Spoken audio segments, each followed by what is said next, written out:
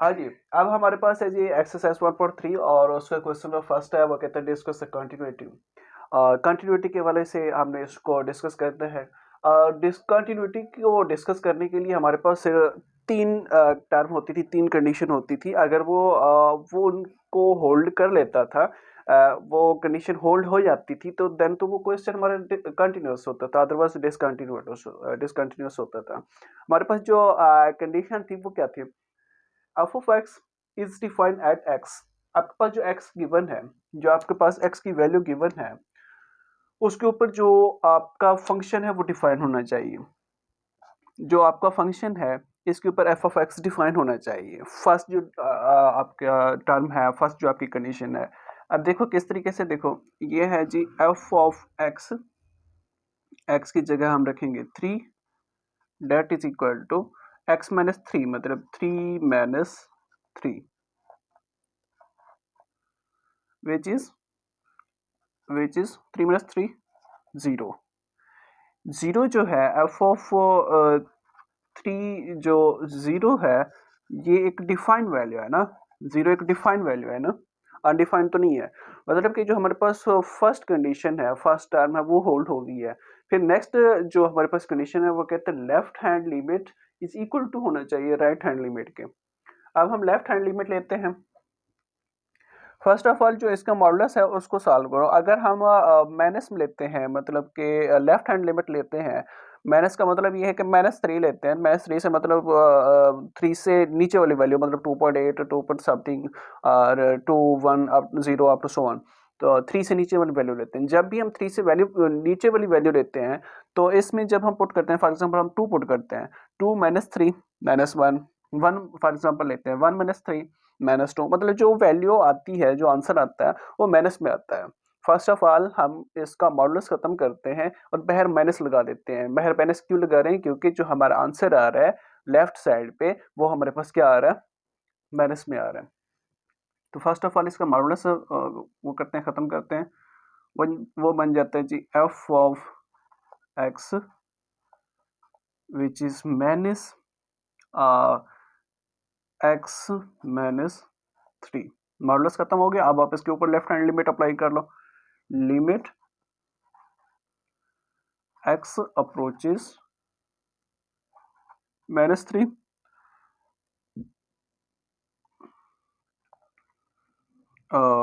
Minus into x minus 3। मैंने 3 लिखा है, लेकिन आपने लिखना वही मैंने 3 पुट करना है। ये आ गया जी minus into 3 minus 3 which is 0। 3 minus 3 0। अब आपके पास जो लेफ्ट हैंड लिमिट है वो किस चीज़ के इक्वल आ गई? 0 की इक्वल आ गई। इट्स मीन ये हमारे पास बी है। फिर हम राइट हैंड लिमिट लेते हैं। अब राइट हैंड लिमिट के लिए 3 से ऊपर वाली वैल्यू रखेंगे, 4, 5, 6, 7 अप टू सो ऑन। अगर 4 रखते हैं तो प्लस वैल्यू आती है, माइनस इसमें आती नहीं है। 5 रखते हैं, 6 रखते हैं, प्लस वैल्यू आती है। तो एज इट इज मॉडुलस जब खोलेंगे तो एज इट इज लिख देंगे, हमारे पास बन जाएगा कुछ इस तरीके से F of x x minus 3। अब सो सिंपल, इसके ऊपर लिमिट अप्लाई कर दो। लिमिट, इसके ऊपर अब लिमिट अप्लाई कर दो। Limit x approaches +3 x minus 3 +3 not 0। अब इसके ऊपर लिमिट अप्लाई करो तो ये बन जाता है 3 माइनस 3 विच इज 0। तो हमारे पास जो लेफ्ट हैंड साइड का वैल्यू आई है वो भी क्या आई है? F of x limit x approaches +3 जो है वो भी क्या है? 0 है, विच इज 0 है। तो हम कहेंगे कि अब ये हमारे पास फॉर एग्जांपल ये सी बन गई इक्वेशन हमारे पास। अब हम कह सकते हैं from equation a b and c, from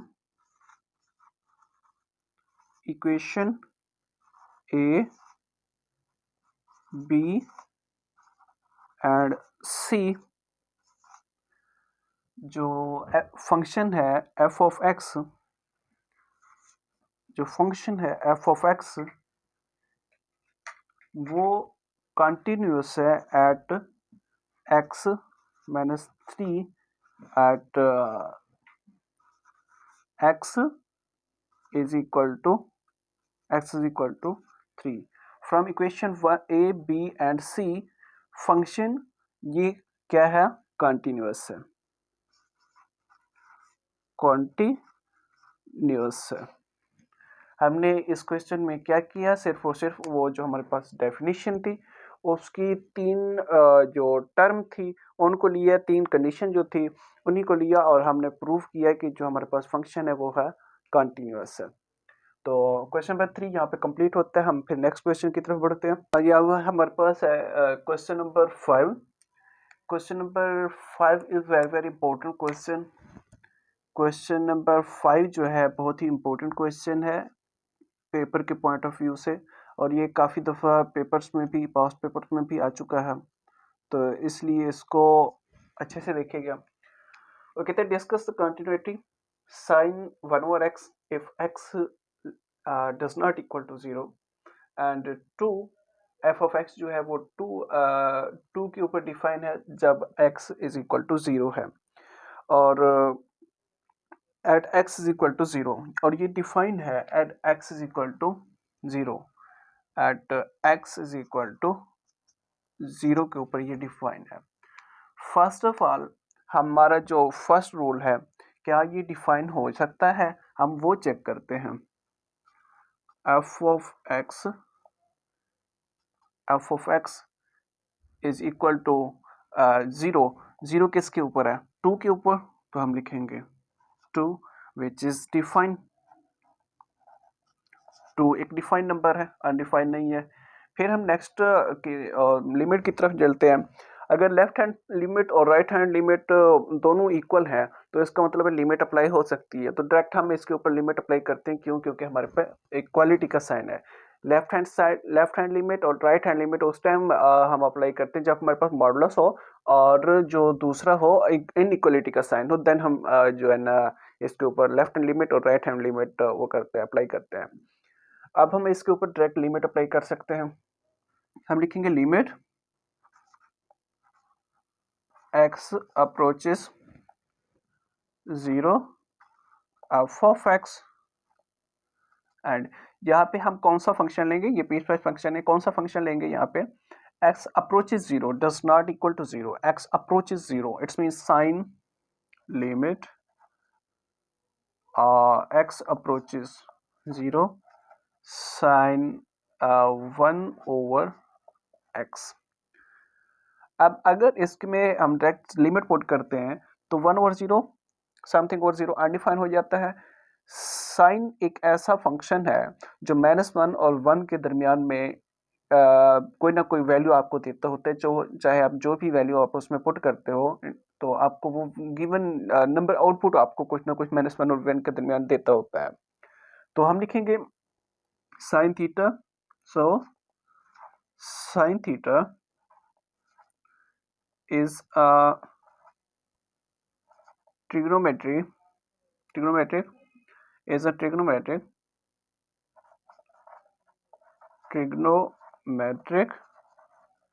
which give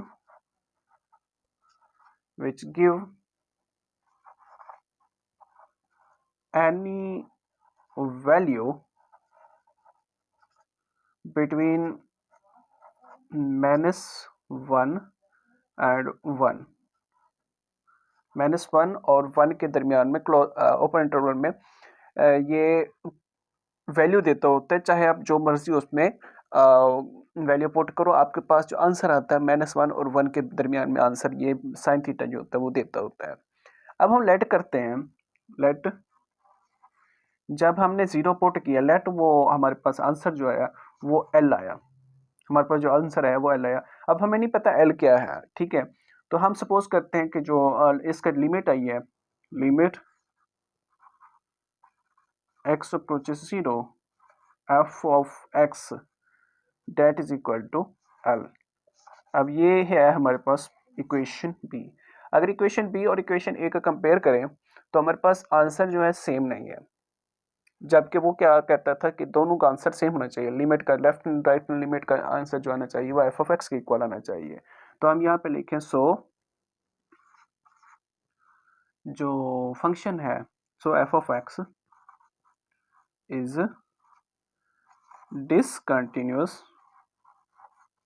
continuous at x is equal to 0। x is equal to 0 के ऊपर ये क्या है, डिसकंटिन्यूअस है। अच्छा जी, अब हमारे पास जो है ना क्वेश्चन नंबर 8 है, एक्सरसाइज 1.3 का क्वेश्चन नंबर 8। वो कहते हैं discuss the continuity f of x is equal to x minus x का जो है ब्रैकेट फंक्शन, और जो आपको पॉइंट दिया गया है वो है x belong to real number, x belong to real number के साथ जो है ना एक्स बिलोंग कर रहा है। तो फर्स्ट ऑफ ऑल हम इसका जो ब्रैकेट फंक्शन है इसका इंटरवल फाइंड करते हैं। इंटरवल कुछ इस तरीके से बनेंगे कि जब आपके पास ज़ीरो है, zero less than and equal to x है और एक्स लेस देन 1 है, तो आंसर आपके पास 0 आता है।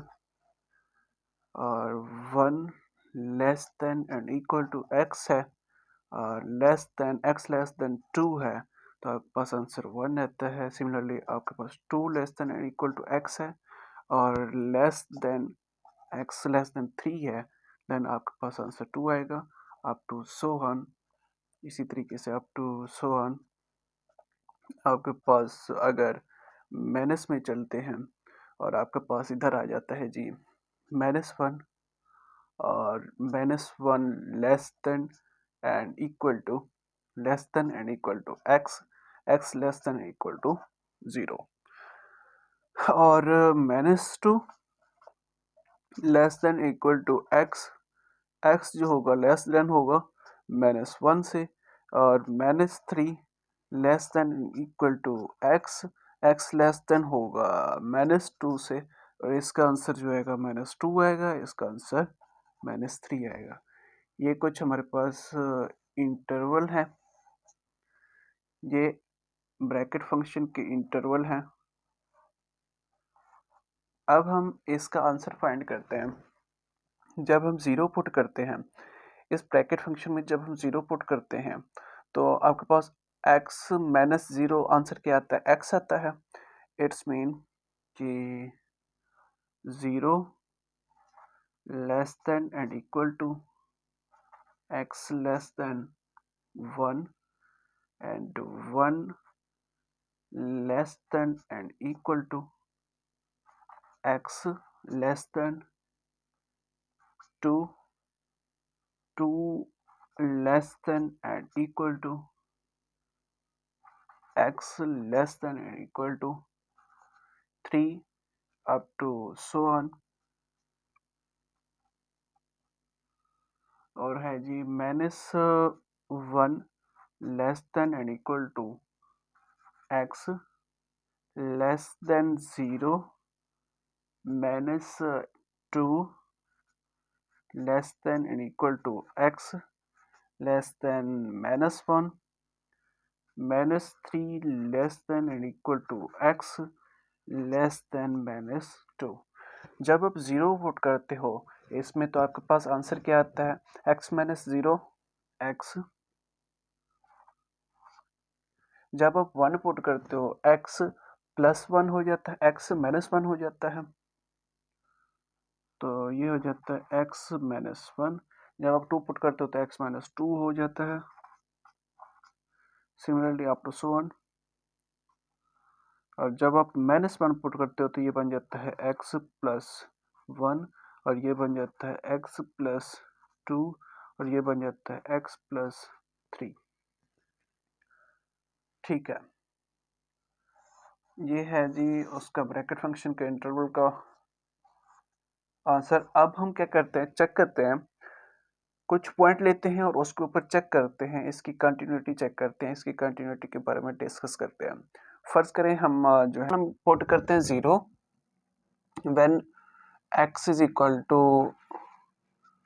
0। जब x इज इक्वल टू 0 है तो उस टाइम हमारे पास फंक्शन क्या है, x, f ऑफ x जो है एफ ऑफ एक्स जो है वो है हमारे पास एक्स, और अगर हम ज़ीरो पुट करते हैं तो एफ ऑफ ज़ीरो जो होगा, फर्स्ट हमारा जो केस होता है कंटिन्यूटी में यही होता है ना, पॉइंट को चेक करना होता है, तो वो हमारे पास ज़ीरो आ गया विच इज़ डिफाइनेबल। हमारे पास ये इक्वेशन ए है।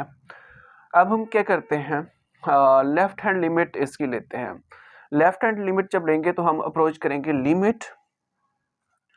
Limit x approaches minus zero, मतलब जीरो से छोटी वैल्यू जो है एफ ऑफ एक्स के ऊपर। अब जीरो से जो छोटी वैल्यू है वहां पे कौन सा फंक्शन है, जीरो से लेस वाली जो वैल्यू है ये है ना एक्स प्लस वन, तो एक्स लेस देन जीरो है ना, तो x प्लस वन लेंगे, इस फंक्शन में हम x प्लस वन लेंगे, x प्लस वन। अब हम क्या करते हैं, इसमें वैल्यू पुट करते हैं और हमारे पास आता है जीरो। इसके ऊपर भी जब आप लिमिट अप्लाई करोगे, इसके ऊपर भी लिमिट अप्लाई करोगे, limit x approaches minus zero and x plus one. जब आप जीरो पुट करोगे, जीरो प्लस वन, वन आएगा आंसर, और ये हमारे पास इक्वेशन बी है। इक्वेशन ए और बी से हम रिजल्ट फाइंड कर सकते हैं कि जो हमारा पास आंसर आ रहा है वो इक्वल नहीं आ रहा, इस वजह से जो ये है डिसकंटिन्यूअस है। So f of x is discontinuous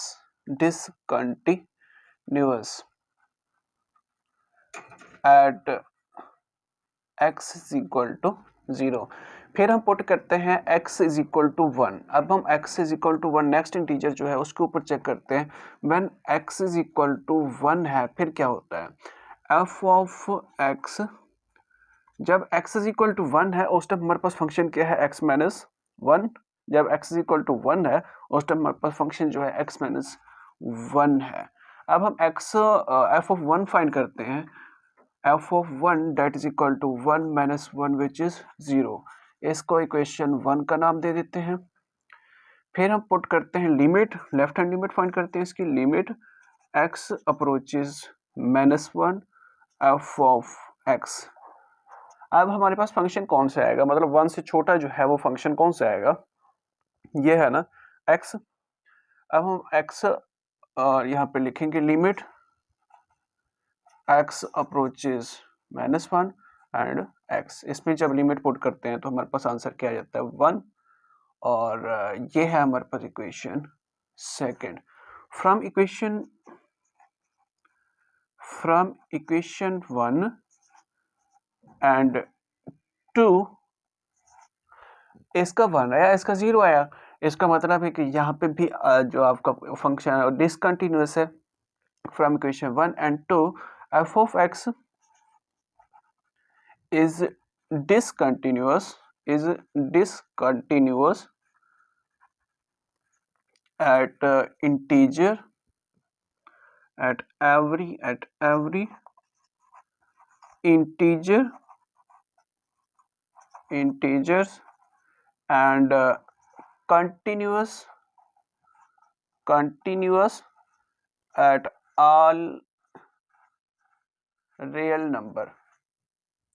हमारे पास जो फंक्शन है वो इंटीजर के ऊपर डिसकंटिन्यूअस है और ऑल रियल नंबर के ऊपर कंटिन्यूअस है। हमने interval, first of all interval बनाया, इंटरवल बनाने के बाद हमारे पास जो फंक्शन आया उसमें रिजल्ट आया वो फाइंड किया, उसके बाद जो है ना इंटरवल को चेक किया कि किस इंटरवल पे कंटिन्यूअस है और किस इंटरवल पे डिसकंटिन्यूअस है।